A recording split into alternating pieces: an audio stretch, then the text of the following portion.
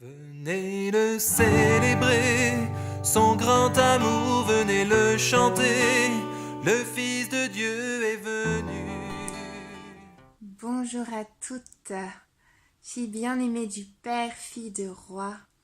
Voilà, un court témoignage simplement pour rendre gloire à Dieu de ce qu'il a fait dans ma vie et de ce qu'il veut faire dans la vie de chacune de vous, parce qu'on est ses filles bien-aimées.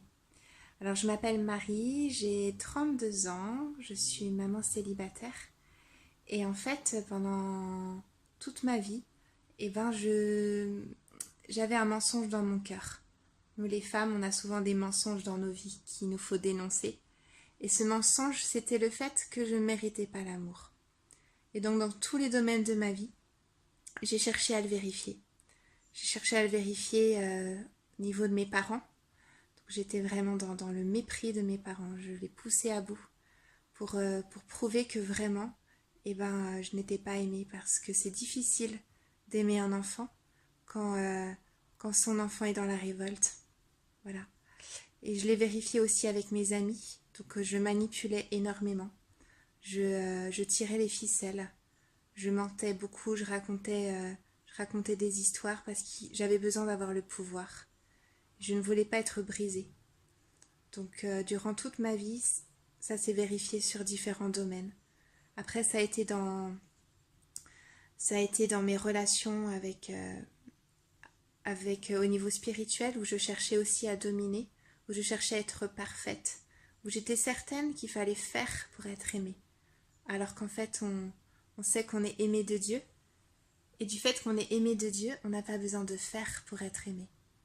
On est fils et fille de roi, et j'avais besoin de rentrer dans mon héritage.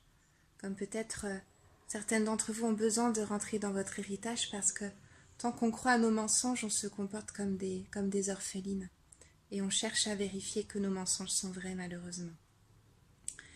Et j'ai aussi vérifié ce mensonge dans le domaine affectif, où où j'ai rencontré un homme charismatique, un homme qui aimait le Seigneur, mais qui était aussi blessé énormément dans l'amour.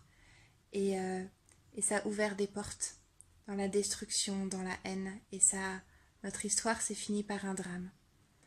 Heureusement, Dieu transforme toutes choses, et il a fait du coup de mes souffrances, de cet abîme, pendant plus de 10 ans, des transformations et des miracles ensuite dans les dernières années, où j'ai pu vraiment le voir à l'œuvre, où il a pu déraciner ce mensonge et me révéler dans mon cœur, dans mes entrailles, que j'étais enfant de Dieu, que j'étais aimée, que j'étais une femme selon son cœur, que j'étais appelée à donner la vie, mais pas seulement dans mon corps, mais aussi dans mon cœur.